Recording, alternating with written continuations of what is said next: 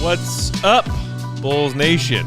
Welcome in to CHGO Bulls Postgame, presented by PointsBet. Don't forget that promo code CHGO when you sign up to live your bet life. I'm Matt Peck. You can follow me on Twitter at Bulls_Peck. That's my friend Big Dave. He's going to be my emotional safety blanket tonight. As every night. You can follow him on Twitter at BNWL Sports. We are CHGO_Bulls, hanging out at our West Loop Studios here tonight. Shout out to not only our great friend and producer Joey, but for Boss Man Kev for coming to the studio on a Sunday night to watch the game with us. No, he's not fooling me. I know why he was here. He was here strictly to set up 16 cameras so he could get you reacting. He did not want to miss out on that. That was awesome. That time-lapse one that just got tweeted was pretty great. Brilliant. He got some great footage. It's just like, Matt has a hat, Matt doesn't have a hat. Matt has a hat, Matt doesn't have a hat. Everybody come in, out. We are here for you tonight, Bulls Nation, as the Bulls drop a heartbreaking Game 1 to the Milwaukee Bucks. 93-86 was the final. Hey, Samuel. We'll get to as many of your thoughts as we can as we break down ours as well. Hopefully, towards the end of tonight's show, we'll also maybe hear from Mr. Will Gottlieb, who is at Fiserv Forum tonight covering this game for us. All right, well, first things first. Okay. Oh, there it is. Let it go down smooth. Oh, you needed that one. I did. How are you? Are you okay? I'm actually great. Okay. Honestly, Matt, I am good. Big Dave was okay. Dave was feeling that game. And then I have never heard him made me feel that game. I have never heard Dave curse like that. Right? You got to hang out, man. Playoff mode is a different mode, baby. Yeah. It's a different time. We'll be focused and you're in on the game. That's what your focus is on, man. And I love that it was Easter Sunday, and usually Dave's tongue is an Easter Sunday tongue all the time. True. And then in that first quarter, the Bulls come out flat. They're missing their shots. They found themselves in a 10-point hole, and all of a sudden, I let the bye-bye Easter Sunday tongue. Okay, I let the expletives fly. Oh, you did. Oh, yeah, man. I have no problem. I'll do it again in Game 2, in Game 4, and on and on and on. And it felt good to feel this feeling because I hadn't felt that in so damn long, Matt. Oh, that felt good. So, listen, losing sucked. All right, I'm not sugarcoating that. That sucked. But this is the game I asked for. This is the way I wanted them to play. This is what I wanted. I wanted to fight. I wanted the grit. I wanted the not quitting. I wanted them to just go at them and get in their chest. I wanted them to let them know that they were there. And they did that for 4 quarters. They did that, man. They came up short. We're going to definitely get into why they came up short. But, man, I have no problem with the effort that they put forth today. I'm very happy with that. All right, you know what? Because this comment just popped up, let's start with Vooch. Sure. Let's start. Juniors or JRs said we need to play through Vooch on the block more. I disagree. Look, you might look at tonight's box score and say, man, Vooch, 2 of 10 from downtown. He needed to take the open threes. Yeah. If you read Will Gottlieb's How Do the Bulls Beat the Bucks Defense primer on allchgo.com earlier this week, you would have gotten his wonderful explanation of just how important it was going to be for Vooch to hit threes, especially Vooch threes above the break in this series, because that's what the Bucks defense gives you. Yeah. And yes, 2 of 10 behind the three-point line looks awful. But you know what? If the ball is a shade of a half of a millimeter, one side or other, half of those went halfway down and then rimmed out, Dave. They did, man. I have no problem with the 2 of 10 from 3 Vooch tonight. None. And any of you who do have a problem with it are missing the forest for the trees. Yeah, I agree. He needed to take those shots. They were open. They were available to him. He had to. Even on ones, Matt, where he pump faked and went to the bucket. I was okay with all of that. But he has to take those shots, guys. He's got to keep that defense honest. And he's going to get those looks because those big guys are not coming out on him. And they're going to start falling. I just have a feeling. This is just me feeling it right now. This is their first game playing like that, man. But big up to Vooch. I mean, he didn't shoot great, but who did? I mean, 9 of 27 shooting. The fact he took 27 shots also. Whoa. He took 27 shots, and that's awesome. But he ended up with 24 points, 17 rebounds, man. You're in this game because of the way he played. You're in this game because even the 2 threes that he hit, you're in this game for that, man. I'm not mad at what Vooch did tonight. I'm not mad at the game that he played tonight, man. We wouldn't be in this game if it wasn't for him. No. I mean, those boards, he was working his tail off on the glass tonight on both ends. Yeah. And like you said, it wasn't just a bad Vooch shooting night.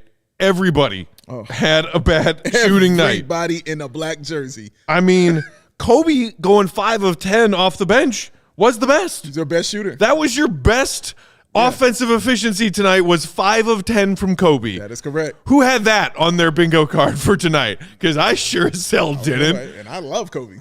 But look, I'm sorry. I disagree with needing to, post up Vooch more. I disagree with it. He had a couple tonight, especially late in this very tight game where he got it done. Yeah. He drew that foul on Bobby Portis. Yes, he did. He had a nice little, scoop mini hook late in this game when they really needed a bucket. But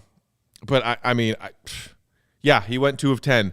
The Bulls needed to take the open threes that the Bucks defense gave them tonight, and it's just a real freaking bummer that, like many nights we've seen recently, the Bulls just didn't make their threes. The Bulls were, oh dear. Yeah, say it. Oh dear. Say it, Matt. 7 of 37? Yeah. Am I reading that right? You are reading that correctly. That is exactly what they were. 19% from behind the 3-point line. Yeah. Your best 3-point shooter, was Coby White, who was 2 of 6.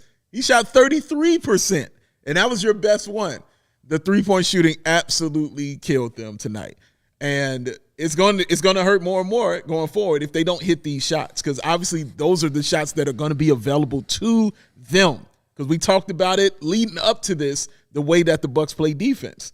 They're going to try to stop what's going on inside, which, again, is why you can't post up Vooch all day long, because guess what? They're trying to defend that. And they're going to let you shoot those threes. You're going to get those looks, man. Vooch has some great wide open looks. Zach has some wide open looks. Everybody had a wide open look. Caruso, wide open looks. Guys just weren't hitting their shots, man. They just were not falling like that. And that's where the percentage that you got, and that's a big reason they took this L. Jared, shout out in the comments saying Billy's game plan was outstanding. That week of practice was productive. And I agree. Man, you saw it. The Bulls social media team made Bulls fans aware of how hard of a week of practice that Billy just ran his guys through. And you know what? I have no problem with that. Because we were talking about get your rest. And we were questioning why Billy was even playing some of these guys like Zach and DeMar down the stretch in these meaningless games once they had the 6th seed locked up. Yeah. And then he used the week of practice to come up with a game plan and actually get these guys a good sweat going. Yeah. A good hard practice is not the same thing as an NBA game. So I feel like they probably had a good balance of resting up guys that needed some rest while actually having some strong practices. Because look, if the Bulls hit 3 more threes, if they hit 3 more of their 37 threes, if they go 10 of 37 instead of 7 of 37, they win this game. Yeah, man. If DeMar goes not 6 of 25, but 9 of 25, they win this game. It's just simple. Frick! And what's funny is, Matt, usually we get on these and we're complaining about the free throw shooting and disparity. I don't really have a complaint about that. They got to the line 19 times, 17 of them. All right? Now, of course, I feel like they should have gotten more fouls called going forward like that. But in general, I wasn't upset with that. They had opportunities to take that lead, to take that game from them, but could not hit those threes. They were available to them. They just would not go down. I like the fact that if that's what it's going to be, I'm comfortable with them having those looks and comfortable with them having those shots. And I hope they get them again, because I don't think Zach LaVine is going to shoot like that again. I just don't. I don't see Zach LaVine going 2 of 10 again. I don't see Zach LaVine having 5 fouls again. You know what I'm saying? I don't see that stuff happening. they learned a lot personally to me in this first game. I thought they learned a whole lot about playoff basketball, the atmosphere of it, and they probably learned a lot about Billy Donovan and what that other side of Billy Donovan is. You know what I'm saying? Like Billy Donovan was like, hold the hell on. Yeah. Y'all think it's all sweet. Y'all taking this kindness for chump. Let me let y'all know who I am, man. I ain't coming for this bull. You know, and he was focused. That timeout, Matt, that he got. The beginning of the second half? Yeah, look, man. After they score, the Bucks get the ball and just take the ball after net and just run back down and score in 3 seconds. And Billy Donovan took a timeout with a look on his face that I remember seeing from my father when I did something wrong. And that is not a good thing. That means trouble was a brewing. Changed some things immediately when he saw that. Well, and, you know, as we're on the subject of Billy Donovan, the other thing that was very noticeable tonight is that he went first to Tristan Thompson, was out there, and I'm like, oh, God, okay. Like, yes, we need size, quote unquote, but I'm not loving this. But Billy had kind of talked about that during their week off, saying, yeah, I might go back and maybe even throw the TT and Vooch lineup back together again. And so I wasn't loving that. And then, like, Tristan played 2 minutes maybe. Yeah.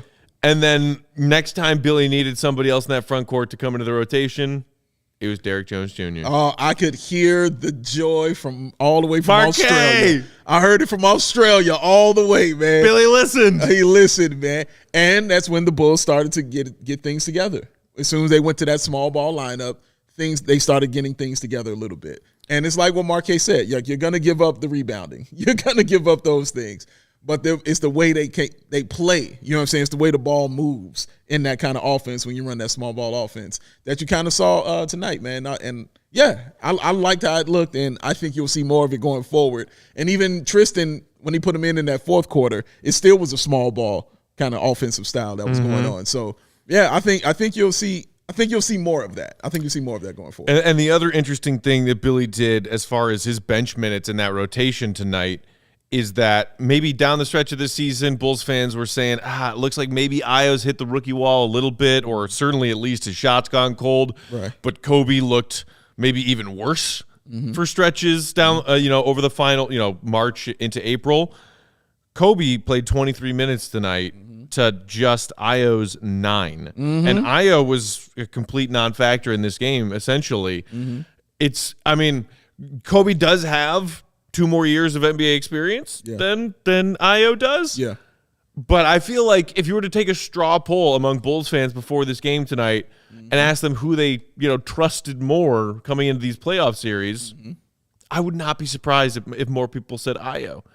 Because he played a more important role on this team, it feels like, for a larger part of the season, and they were both shooting poorly coming into the playoffs. That's true. They were. And it's weird because, once again, he's a rookie. Yeah. So it's weird to say, but your point is valid. And we talked about it in pregame, what we wanted from Coby White. Like, we know you can do these other things and you're better at them, but if you're not scoring, then how can you be on the floor? Because I need you to score. He heard that loud and clear. Yeah. He was out there scoring, and I mean unconsciously scoring. The play he had after he hit the 3, then he gets the defensive stop, brings it down, stops, then looks, and then takes off again, goes right to the bucket for the layup. Beautiful. Like, at that point, I said, oh, you're playing tonight. Like, he's going to stay in the game. That's exactly what's going to happen. It's going to be on a case-by-case basis, I think, going forward. Because if he's going to be cold, I think Coby will get that hook. You know what I mean? And if Ayo hits some of these shots, it's going to be good. But he wasn't. He, like you said, he was a non-factor tonight. And that's all right. Honestly, I'm not mad at that because he's a rookie and all these other things. And it wasn't detrimental to the team. It wasn't like, oh, man, Ayo was 0 for 12, you know what I mean, and just destroyed us as far as getting this victory. But still, you know what I mean, you want him to play a little bit better, and hopefully he learns something from this, man, and he'll take it off the game too.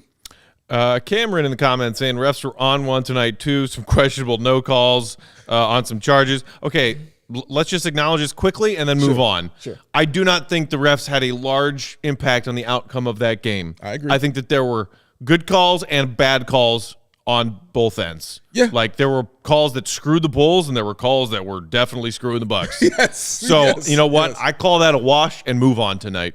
I completely agree. No, like I said, it was one of the reasons. Remember, usually we come on here complaining about free throws and free throw shooting, and oh man, the refs were screwing them, and then we thought they were going to give those late whistles like they were usually given. Listen, Bulls were 17 of 19, and the Bucks were 15 of 23. Thanks for those misses, Bucks. Yeah, good looking out on that. Almost I saw a comment. Have we finally found the success to beating the Bucks? Well, first of all, we didn't win. Second of all, just pray that they miss every wide open three that we give them. That's the thing. The question of, was this a good defensive effort tonight from the Bulls?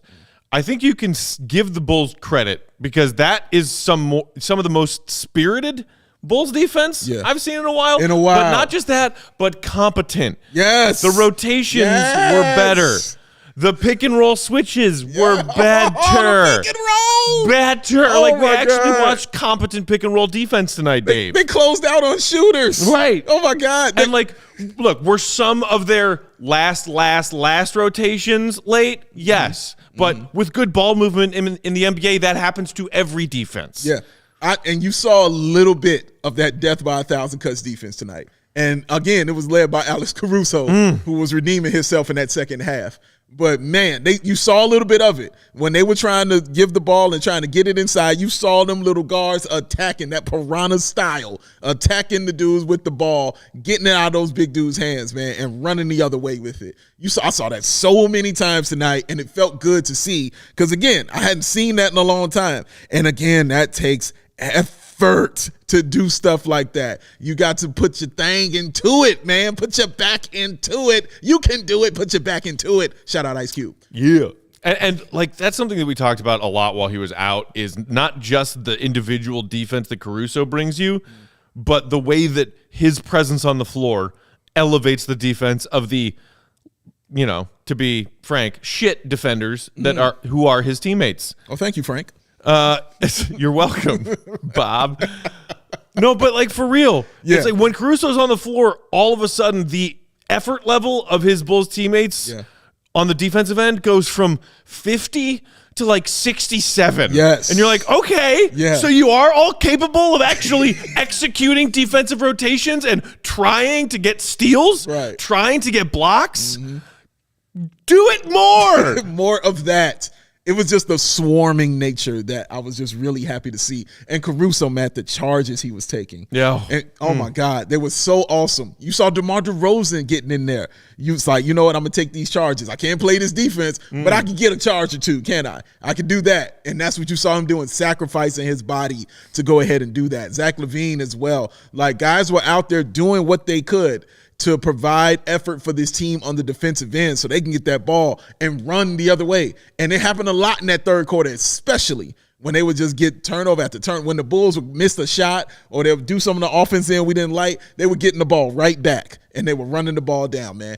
That's what I wanted. That's what I wanted to see. I was very excited about it, man. So hopefully they take that over in the game too. I hope they look at this and see, and not get discouraged because they took the L. You know what I mean? You don't be happy with it or anything like that, but look at what you did right. Because a lot of things you did right are things people didn't think you could do anymore. That's true. You know what I'm saying? That's true. And so I'm happy at the way they showcase that, no, we still got it in us. Billy Donovan had to get in our ass a little bit, but we still got it in us like that. So yeah, we'll see what it looks like in game 2, because I promise you the Bucks are coming in game 2. Right. And this kind of goes back to what Joey just chimed in with a minute ago, which is the Bucks, they did you a favor tonight because they also shot terribly. Yes, they did. 10 of 38 from behind the three-point line. Middleton went 1 of 7. Brooke went 1 of 5. Holiday went 1 of 4. Pat Connaughton went 1 of 6 off the bench. Dipshit McGillicuddy missed both of his three-point attempts. The Bucks are going to shoot better in game 2. Yes, they are. They are. Which is why, we're talking about how this Bulls defense looked competent and that they actually showed up, and that despite a really rough shooting night from basically all of your big three, you were in this game and you had a chance in this game until the last 30 seconds you were in this game. You were right there. So here's the realist me. Okay. All right. Here we go. The Bulls are getting blown out in game 2. This was our chance to steal one. He's right. This was the shot. This was your chance. And to also, steal did you hear that piece of the broadcast right as the game was winding up that the Bucks had lost 5 of their previous 6 game ones? Sure did.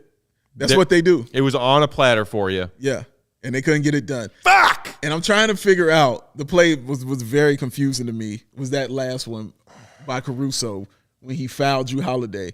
When they were down by 3. What was that? When there was 15 seconds left and there was 11 on the shot clock and he fouled. And I still don't understand why. And I think he fouled because of that elbow to the face he took of Bobby Portis. And so he was just fouling maybe because he was like, oh, man, I need to get a rest or something like that. But that was not the foul to take right there. I didn't understand it. It didn't make sense to me. That, for me, was a huge swift. That was the game. Like, the game was called right after that. Because they go to the line, they immediately make it a 2-possession game. And, they took away that opportunity, man. So, after all that, as bad as they played and as shitty as the Bulls played, man, they had opportunity to win this game. They really had that opportunity. They couldn't get it done. This is the learning process. Welcome, ladies and gentlemen.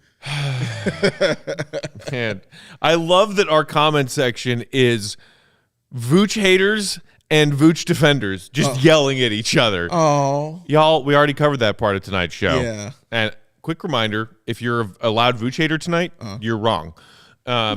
Big Dave, tell the people about PointsBet, would you please? Oh, do the people want to hear about some gambling? I think you do. And I think you want to help out CHGO. I think you want to do that as well. And the best way to do that is to download that PointsBet app and use that code CHGO when you sign up. And when you do that right now, you'll get 2, count them, 2 risk-free bets up to $2,000. But that's not it. If you make a $50 or more first-time deposit, you receive, guess what? Take a guess. A free CHGO membership, which unlocks all of that web content. And, because I ain't finished, you'll even get a free T-shirt of your choice from that CHGO locker. That's $2,000 in free bets, a free CHGO membership, a free T-shirt from the CHGO locker, all for making more than a $50 first-time deposit.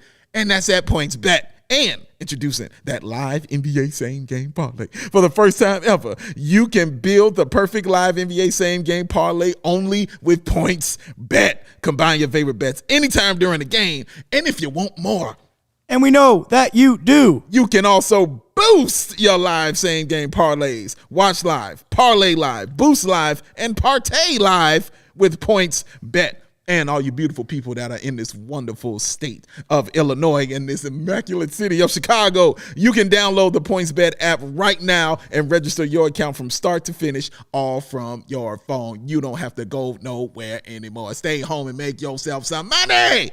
So what are you waiting for? Huh? Because once that game starts, you don't just bet. What you do, Matt Peck? You live your bet life. Hit him one time, Joey. If you're good at something, never do it for free.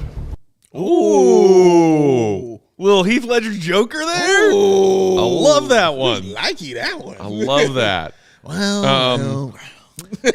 Shout out to our pal C-Dub in the comments who said top guys got a bow. Top guys got a ball. Your big 3 tonight, again, all shot poorly. They did. Hard to win against the defending champs when your team's big 3 shoot poop percent from the field. Poop percent. Not 2%, but poop percent. Poop percent is worse than 2%. Clinton in the comments said, hey, Matt, what's your anger meter for the last minute of that game? Mine was 10 plus. Well, so we decided to go.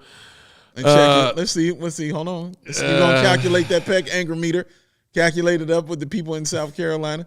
Let's see what's going on. Let's see what's happening. See, he was angry. He was putting that at the bottom. Still angry. Still calculating. Oh, the suspense. Oh, it broke. Hold on. He broke it. Oh. It broke. There's an anger meter malfunction? It's an anger meter malfunction. Well, in that case, whatever it is, like add another point on. The scientist. Oh, it's the Peck emotion meter. Yeah. Oh, he was emotional. Look, to the rhythm of a hi-hat. Am I angry tonight? Yes, part of me is angry tonight because the Bulls let go of a game that they absolutely could have stolen on the road in the playoffs. Yeah. You got to seize those opportunities. Yeah. But anger was one of a million emotions I just felt over the last 2 hours watching that game. Yeah. I had moments of jubilation, that we shared. We did. That were lovely. They were. When the Bulls were making that comeback. Oh. When they took that lead. As you said, Dave, I mean, watching Bulls playoff basketball again, I forgot what that felt like. Yeah. And it is a roller coaster of emotions. Yes. Some of us more than others. But it is a roller coaster of emotions. And yes, I'm angry. But anger is one of a million emotions that I am feeling right now. Yeah, I think that's the key of that right there, man. Like, it wasn't just all anger. Like, you went through all those levels of emotions, man. And that's playoff basketball, ladies and gentlemen. That's something we ain't experienced in a very long time. I kept screaming at how much I missed that. I just missed it so much, feeling that feeling around here, man. Like, being down so low because your team's not playing well. Then your team coming back. And then your team finally getting over that hump and taking that lead. And it feels so good and you're just so hyped up and you want more. And then the team battles back and then it just becomes a battle. You know what I'm saying? It just becomes a fight between the two teams, man. See who can pull this out. I miss being in that situation with this team. You know what I'm saying? It's been a very long time feeling that. Of course, they got stuff to work on. You know what I mean? And like Matt said, in game 2, it might get ugly. But it was just fun to be in that situation right there, man. And I hope they learn a lot from that. I hope they showed that, you can hang with this team, man, but you got to hit your threes. Yeah. Got to hit your three. What was my swing? What did I talk about in the round table? Three-point shooting, man. It's key, bro. It's so key. You got to get that three-point shooting. And, especially on a night when the Bucks do you that favor of also having an off night. Yes. Yeah, man. I see the question there. What about Coby's impact tonight? Man. So we touched on it briefly earlier, but we could talk about it a little bit more. Sure. I think, was it on our Thursday podcast this week where we were talking about the young trio, Coby, Pat, and Ayo, and who we had faith in and who needed to step. And I said something along the lines of, I have no faith left in Coby White. I remember this. Coby, I apologize. Tonight, stepped up. He did. You restored a skillshare faith, bathing young Matt Peck, and you did it on Easter Sunday. I still don't done. I still don't think he's here next season, but... No, that's beside the point, but we talking about game 1. Like, we talking about right now. He played, he looked comfortable. You know what I'm saying? Like, I didn't see him look out of whack out there. You know what I mean? Like, sometimes you can see when Coby's having a bad game, you can really, truly see he's having a bad game. And that's outside of the shooting, I mean, just by the way he's playing on the floor. I didn't see that really tonight. He just looked like a guy that was engaged, a guy that was confident, and he knew the shots that he wanted to take, and he was all right taking those shots, man. Even when he was making moves to the bucket, I enjoy watching all of that. So I thought he played a very solid game. He looked like a solid dude coming off the bench. Yeah. And I just need him to hit more threes. Like, that's it. Like, and he shot 33%. Right. I need more. Two of 6 behind the 3-point line was the best the Bulls did behind the 3-point line of any individual. Yeah. Not fun. Coby raising his stock before the offseason is great, says Dupes. Yeah, it's good for him. Yeah, sure. Do his thing. Let's talk about. We're gonna get that game too. But here's something a lot of people I see are discussing in there, man. And that's the play of one DeMar DeRozan. Yeah, Matthew Peck. We should talk about the guy who got the Bulls here, because, and I said this to you towards the final minutes of that game when it looked like the Bulls were going to come up a little bit short. Yeah, and said what I am already dreading is those idiot basketball heads on Twitter who use this game to fuel their argument of DeMar doesn't show up in the playoffs. There's one. DeMar can't get it done in the playoffs. That's how they say it, man. Yeah, that's how they say it in my head anyway. Because the people who are saying that have an IQ of -75. And that's how people have an IQ of -75 talk. DeMar can't get it done in the playoffs. Oh my God! So you were being your pro meathead self during pregame. I was. That's me being negative meathead somebody else. Okay, I got you. I got you. What do you think about that? I mean, he had a tough game. But he did. You know what I likened it to?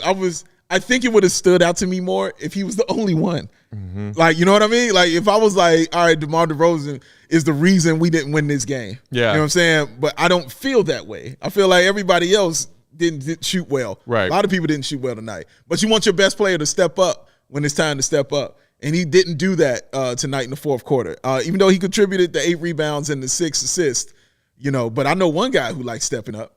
I know one person that be stepping up all the time, man. Who is that? Who likes stepping up? He is the Gibbs. Oh! Give leave in the building. Swag on 100,000 trillion. That's him. Can you guys hear me? We hear you loud and clear, sir. Let's get it. Yeah. I will. Look at him. Oh. Look at him. Looking real nice with the playoffs logo backdrop there, sir. Yeah, Will, the backdrop is yes, nice. I had to get a good backdrop for the show.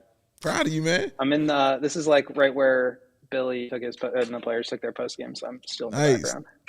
Nice. You're getting the good seats. Yeah. So how was it tonight, Will? How was it tonight for you experiencing that playoff game in Milwaukee?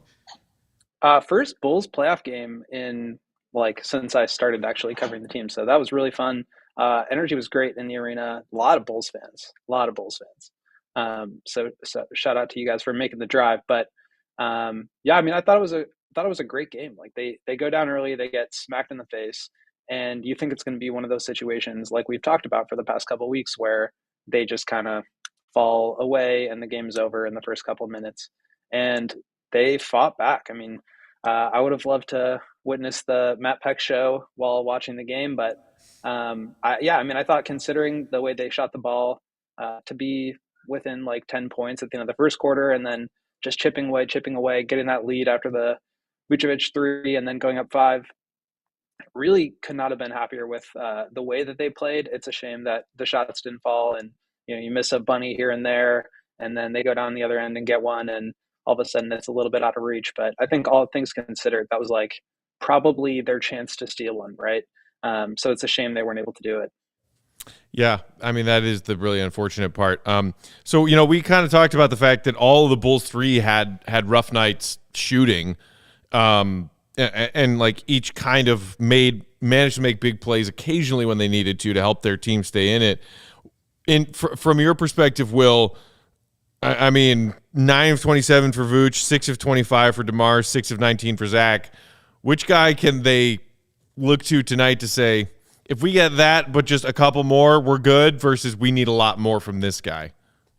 I mean, all of them, right? I mean, Zach goes 2 for 10 on threes. How often does that happen? He got completely removed from the game after he picked up that 4th foul on the charge. It was hard to see from my vantage point, but sounds like that should have been a play where they challenged. Billy said that the guys behind the bench looked at it and thought it was a charge, thought they weren't going to be able to overturn it. So that was the thinking there, but you have to imagine he's not going to shoot 2 for 10 every night. And then the other thing is he didn't score after that. So that was 6 minutes into the third quarter, and he was scoreless following that 4th foul. He came back in, he airballed a few shots, he looked rusty, looked like he was just taken out of his game, and he was kind of the one, aside from Vooch, who was carrying the offense. DeMar was not playing his best by any means, not getting the usual foul calls that he has sort of made a living on this year. So I think some of it is playoff atmosphere. You're going to not get as many foul calls. There's a little bit more physicality involved, and that hurts. But Vooch going 2 for 10, I mean, he's been bad shooting this year, but they're giving him those above the break threes. He's got to make those. That was one of my keys to the series. So I think you look for all those guys to make more shots. I mean, they shot 32% as a team. The Bucks also shot pretty poorly, 40% as a team. Middleton only had 11 points. So you expect kind of both of these teams to pick it up on the offensive end. And yeah, I mean, for the Bulls to have been in this game, despite how poorly they were shooting, I thought that was pretty impressive. How was Billy Donovan in the post game press? Was he kind of encouraged? Was he a little down on the team? How was he in the post game? He's always so level. It's always kind of surprising to me that he never comes out and says we missed an opportunity, this and this and this went wrong. I thought he was very level about it. He, mentioned a few mistakes here and there. He said, they shot poorly, but so did we. And, that will even itself out. But I think some of the players said this, they realized they had a chance here and it didn't work out. But I think everybody sort of got a boost of confidence knowing we can take a punch from this team and hang around and then come back and take a lead. We can hang. So I think that goes a long way, even if they didn't get it. And at the very least, it makes it a more watchable series for all of us, right? It sucks to just get walked all over for 4 games in the playoffs. I thought this was really encouraging, and hopefully means that this series will be, pretty competitive. What did you make of the back end of Billy's rotation, Will? Because I know you and our pal Mark K did that amazing work earlier this week, kind of making your own rotation. And, in y'all's educated guesses and predictions, or maybe not predicting what Billy would do, but what you would do maybe, you had a very brief Javonte stint in there, and more minutes for probably Io and Tristan. And tonight, Billy not only played Javonte 17 minutes off the bench, he also, after a quick stint of Tristan, then brought Derrick Jones Jr. into the rotation. What did you make of that? Yeah, I think when we put that project together, it was very much like, what do we think Billy's going to do? Given what Billy has been doing, this is what we think he will do. I thought Billy coached a hell of a game. Like, he was creative. He was super quick on the trigger with Io, Coby, and Pat, all of whom started out really, really poorly. I thought he got Zach and DeMar and Coby the ball in motion, getting them like a little bit more space, half step on Drew and Wes Matthews to be able to get their shots off. Obviously, they didn't go in, but I was really impressed with the way he coached it, and I think that lineups fall into that as well, where you get creative with Derrick Jones Jr. coming in, and he was just a disaster on offense. He fell over on a fast break and airballed the corner 3 and all this stuff. But you can't deny the way the defensive rotations look when he's out there. They got a couple of steals. He's really quick at getting back out to shooters. He's like a 7'22" wingspan. I mean, he's getting out to guys. And the Bulls, I thought, as a whole, were really good at rotations tonight, and that's something that they've struggled with. So, same with Javonte. Quick hook on Patrick.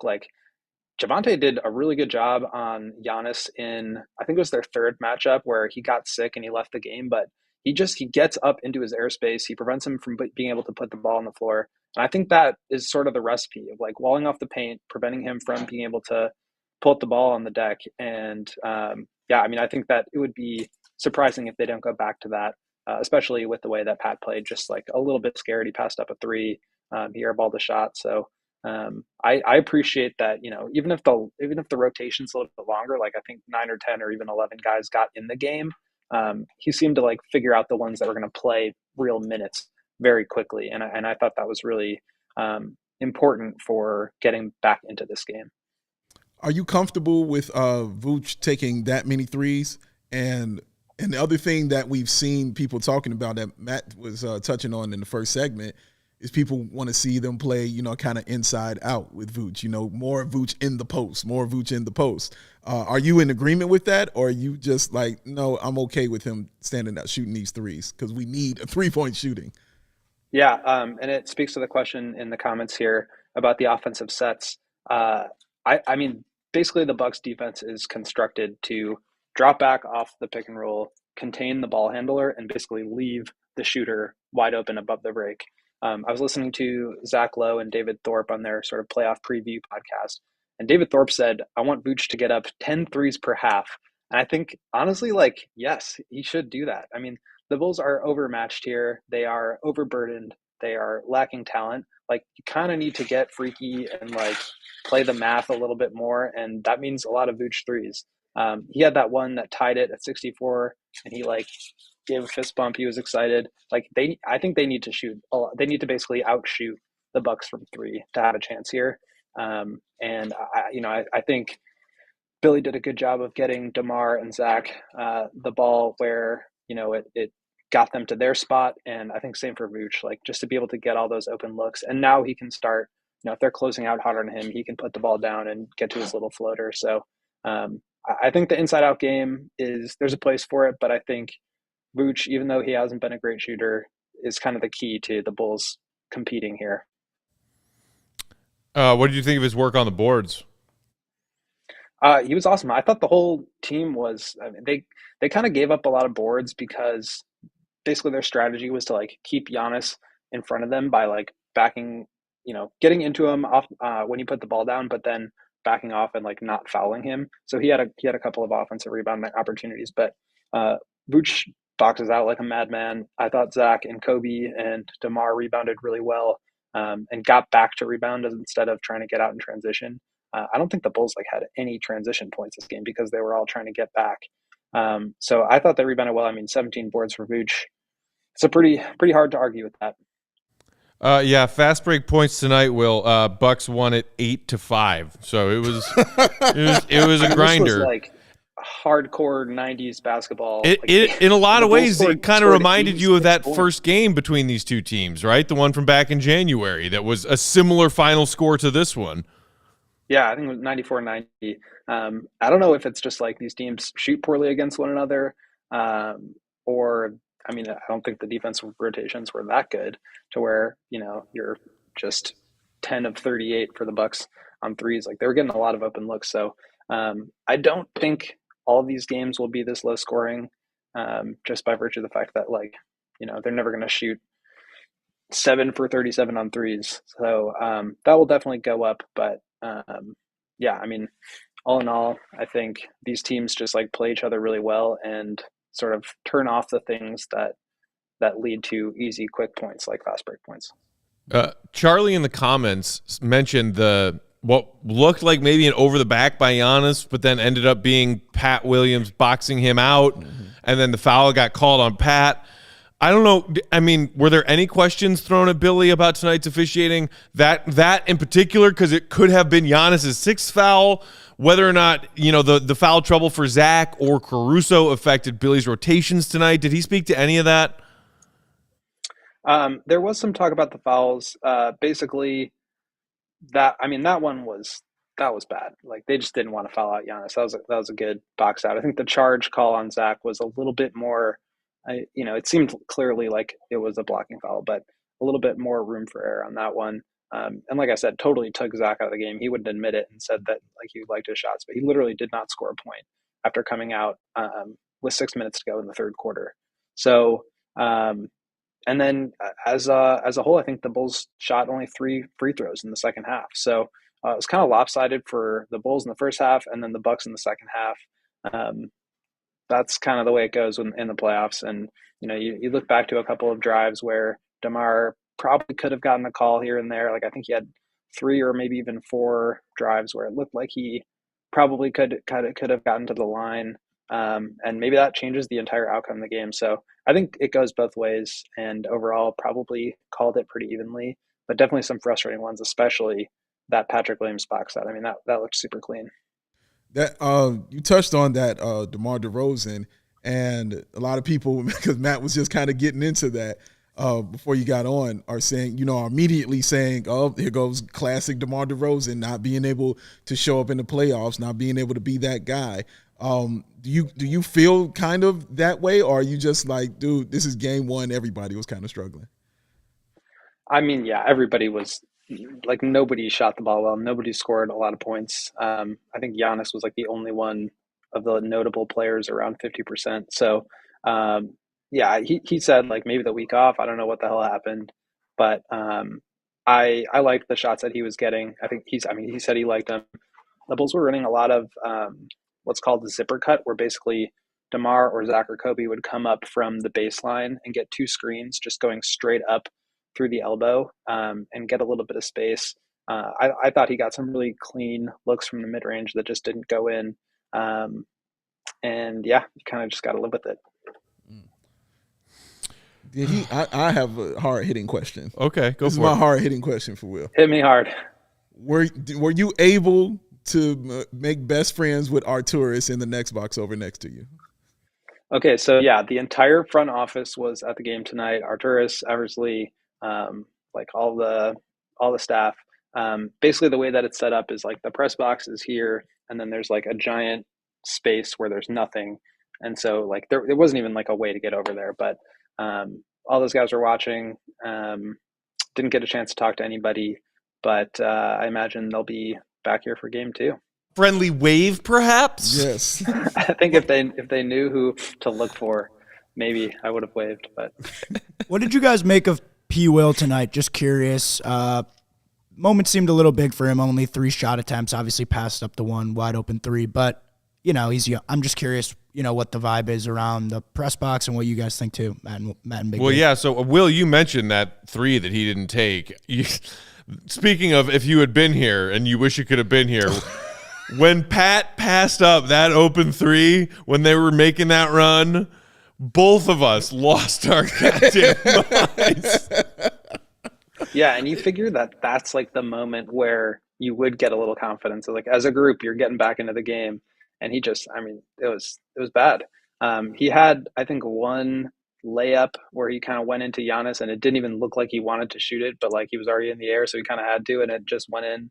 I don't think he was like ready for the moment, which is sad because he's like kind of supposed to be that guy, but also a little bit to be expected. I mean, just like basically zero experience. Same with Io. He just didn't really, I mean, super short leash with all those guys. Coby had a terrible first stint, and then he came back in and just started drilling some shots, and that kind of extended his run a little bit. But I don't think Pat played very well, and I mean, you hope that some of these games, whether or not you play well, will at least like encourage you to have some confidence moving forward, so that you're not quite as like, I mean, I don't want to say useless, but he just like did not have an impact on the game at all. Javonte played much better, and I would expect to see more of him again in the next game. Yeah, that was definitely about to be my next question. What changes to the lineup or the rotation that you might see in Game 2? But you just mentioned that with Javonte Green getting a little more minutes over Pat. Do you think we'll see that in the starting lineup, or we'll pretty much stand pat with what Game 1's lineup was? Yeah, I think probably they'll stick with what they started with tonight, and have Pat starting at the 4. They did a bunch of weird stuff on Giannis where it was like, switching onto him or like super hard doubling or hard digging to try to like get him to pass out of the post. So I think Javonte in general works best in like short bursts where he can just like wreak havoc on Giannis for 4 or 5 or 6 minutes at a time, and then take a break and then come back in and do it again. I mean, he had 1 shot and no points tonight, so at least Pat was able to produce a little bit on the other end. But that has been the question mark of this team, is like what happens at the backup 4 and the backup 5. There's not a great answer, and I imagine it'll be sort of a timeshare until somebody really puts their stamp on a game. I thought the Bulls as a collective unit did a good job of keeping Giannis in front of them tonight. Yeah. By good job, I mean there were still 4 times where he just bullied his way all the way to the rim, and your jaw just drops and you say, oh my God, right, that's Giannis. But better than in some of the regular season matchups. As a collective effort, they kept themselves in front of Giannis and did not give him as many easy looks. Talking about anything that Billy might do from Game 1 to Game 2, is there anything that you think that Mike Budenholzer will look at from this game tape and say, this is what I'm looking to move from Game 1 to Game 2? Because before he finally got over the hump and won that chip for the Bucks last season, there were a lot of similar critiques and criticisms thrown at Budenholzer's way that some Bulls fans have had at times with Billy this season, which is game-to-game adjustment or in-game adjustment. So if you're Budenholzer, what are you taking away from this game tape? Yeah, that's a really good question, and I haven't put too much thought into that side of it. I mean, it's kind of the same situation as the Bulls, right? Like they just shot really, really poorly.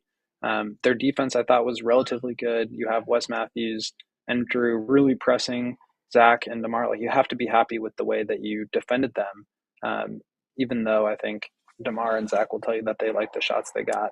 I think they're going to continue to live and die with Vucevic making or taking above the break threes. They sort of have a recipe that works, and even though it was sort of ugly tonight, I would be surprised, especially given that they got the win, if they do anything drastically different. Yeah, I mean, I think overall both teams are like kind of relatively happy with the way they played, just make more shots. Were there any other players that were at the podium after Billy Donovan spoke? Yeah, it was DeMar, Vooch, and Zach. I think the main takeaway is that for me, it was like they had a chance, didn't work out, but I think they kind of like know that they can hang at this point. And so I don't know if that like you can kind of go one of two ways where you have an opportunity to win and you lose and then you just kind of fall flat. But we saw a similar thing happen in the first quarter where they just got punched in the mouth and they came back. So I hope and I expect that they will come out for game two, go back home tonight, sleep in their own beds, come back on Tuesday, and just like play better. I think they sort of have a little bit more confidence now and realize like they have the attention to detail to be able to execute on these rotations and get the ball where they want to get the ball. And they just need to make shots. Speaking of making shots and needing to, like clearly Caruso's presence out there is wonderful on the defensive end. He kind of got in some early foul trouble tonight too. I think he had 2 quick ones. He also has struggled with his shot after coming back from that wrist injury and then also dealing with this back. It was his first game action in like 3 weeks. Yeah. He missed the last stretch of regular season games, and then there was the play-in week off. What do you make of the current version of Caruso we're getting right now, which is, he might make a nifty pass or two, but he's not hitting much of anything, but you need him for his, defensive quarterbacking out there, if you will. Yeah, that's a good way to put it. I mean, I felt the same way. He picked up the foul in like the first possession of the game. And after that, I was just like, I mean, I was basically just like afraid of watching him play defense because I thought he was going to pick up another foul, to the point where like he's basically not able to get into guys the way that he normally does. So he's not really even playing his style of defense. So I thought that was, I mean, he draws a lot of fouls, but I thought that really impacted him. And then on the offensive end, I thought he had a couple of nice cuts and moved well. They used him as a screener a little bit, but not too much. It's just like the jumper is just not there anymore the way that it was before the wrist injury. It's clearly affecting his shot. And, it seems like his back is doing okay. Billy said pregame that they're going to try to keep him around the mid-30s in minutes. I think he was 33 tonight. So they're just not going to get the Caruso from the beginning of the season. And we'll hope that it's enough. I would say like that, he's never been a great offensive player all season, but now that the entire team is struggling so much to shoot, like it's hard to have a guy like that out there. It's hard to play 4-on-5 offensively, when you can't stretch the floor at all. Yeah, and I think if there was a situation where they had somebody better to try to plug in there, they would. But they're just a super thin team right now with all these injuries. And the way that especially Io, but also Coby and Pat played tonight, where they just like could not contribute. They just don't have a ton of options. So Coby had a little spurt there in the third quarter where it looked like he was going to contribute a little bit, and he needs to build on that. They just like are pretty thin, don't have a lot of guys, and they kind of need Caruso out there, like Matt said, for the defensive quarterbacking, but also just because they don't know what else to do. Was there anything that surprised you with how the Bulls played in their first playoff game in 5 years? I think the lack of shot making was pretty surprising. Like, you come out of the game, Zach had a reverse layup, and he just like threw it off the backboard. Like it was not close. Yeah. And it's like, this is Zach LaVine. How many times have we seen him come up the left side of the court and go up and under and just put in a layup? Like, he does that all the time, and he just missed it so bad. And then DeMar comes down, misses a free throw line jumper, comes down again, misses a free throw line jumper. Bucks come down, Giannis hits a 3. All of a sudden it's 9-0, and Billy calls a timeout. So I thought the shot making, that kind of just was a sort of a microcosm of the shot making for the entire night. But again, you really do have to credit them for not just like disappearing and like falling away once they took that hit in the first quarter. That is something that they have not been able to overcome for the past 2 months. So I was very encouraged and a little bit surprised by that. And then just the lack of shot making. I mean, I couldn't tell you the last time the Bulls scored 86 points in a game. Yeah, indeed. like you said, 90s basketball. Yeah. All right, Will. Well, before we let you go and before we get out of here, I've seen a couple people in the comments, including some people who were at the game tonight, talking about the split of Bucks and Bulls fans. And I saw plenty of tweets also earlier throughout the night saying, there are a heck of a lot of Bulls fans in here. What was like the vibe like as far as volume and what noise was being made when Bucks did something good versus when Bulls were doing something good? Because it was kind of hard to tell. It was just loud all the time, it seemed. True. It was loud all the time. That's a good way to put it. I think it was somewhere between like 3/4 and 2/3 Bucks fans. So there was definitely a solid Bulls contingent. And like, you know, once they started, especially in that third quarter, when they started gearing up and got, you know, tied up the game and then went ahead, like it was pretty loud. The Bucks fans were obviously much louder, but it's good to know that the Bulls travel, even if they're clearly the underdog here. And hopefully like that just means that the United Center will be booming because they really are much better at home. And if they have a chance to get one there, game 3 is going to be loud. Speaking of game 3, great segue, Will. Thank you, Will. Last thing on our to-do list for post-game tonight. We mentioned it in pregame. We'll mention it one more time here. We are having a watch party for game 3 at Third Rail Tavern. There are new neighbors here in the West Loop. Hi, neighbor. And they are going to be super fun and kind and host us and anybody else out there in Bulls Nation who wants to come watch the game with us. Mm-hmm. Dave will be there. I will be there. Yep. Joey, are you coming? I will be there. Boom! Boom. Joey's going to be there. Kev, you coming, Kevin? He's got his head. Oh, Kevin's got his AirPods in. You coming to the watch party? Kev's coming to Third Rail.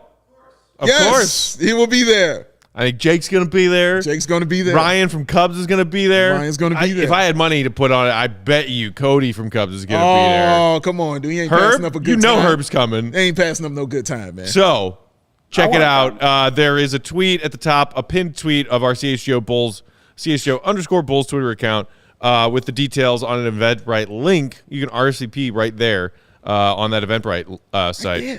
Will, are you coming? I know you're probably going to be down the street at the United Center, right? I'm going to be at the United Center. Sadly, I'll have to just go watch a Bulls playoff game in person and won't be able to hang.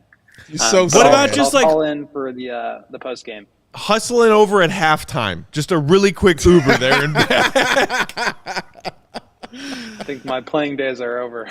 Hey, man. Make a sprint. It's playoffs now. The half times are longer. It was a long halftime tonight. It was a long The halftime. timeouts are longer. It was like 3 minutes. They got to timeouts. fit in those Felt extra like commercials, man. Yeah. That's what I'm saying. You come to Third Rail at halftime, have a quick one with us, and then go back to cover the second half. I think we can make it work. Let's try. Let's try to make it happen. AK says we can all bring a hat, and then, you know, when the Bulls are, I guess, good or bad, we can throw the hat. Like, he doesn't discriminate. It's just, you know, a lot of emotions. We throw the hat. We'll over under 5 hat throws for Matt tonight. Oh, definitely over. There you go. There you go. It was definitely over there 5. You go. Was it over 7.5? Yeah. I think it was over 7.5. Yeah. Was it over 11.5? It was closer to that. My dear sweet gray Bulls hat that I love so much. Parlay for this? I didn't place any hat throwing parlays. No, You did not. But if anybody out there did and put it on the over, they made a nice chunk of change tonight because that was an automatic hit. This is true. Will, thank you for joining us, man. We appreciate it. We miss you. Miss you, Will. Are you coming back home now that they don't play again until Wednesday? Yep, I'm going to write something quickly, drive back home, hopefully stay awake while I do it, and it's important. We'll come back on Wednesday morning. Okay. All right. All right. Well, safe travels home. Be safe, Will. If you see any Bucks fans on your way home. What? I'll see you guys in studio tomorrow. Yeah, we'll be here tomorrow. Yeah. Get home safe. Thanks for joining us. Let's get out of here. Oh, thank you, everybody, for hanging out with us. This was fun. You know why? Because the Bulls are in the playoffs. Yes. Bulls are in the playoffs. Yes. And I may have thrown my hat tonight a few times, and I may have gotten mad tonight a few times. I think you did. But in the entire history of our friendship, Big Dave, we just watched the first ever Bulls playoff game together, man. We did, man. And we watched it with you in spirit.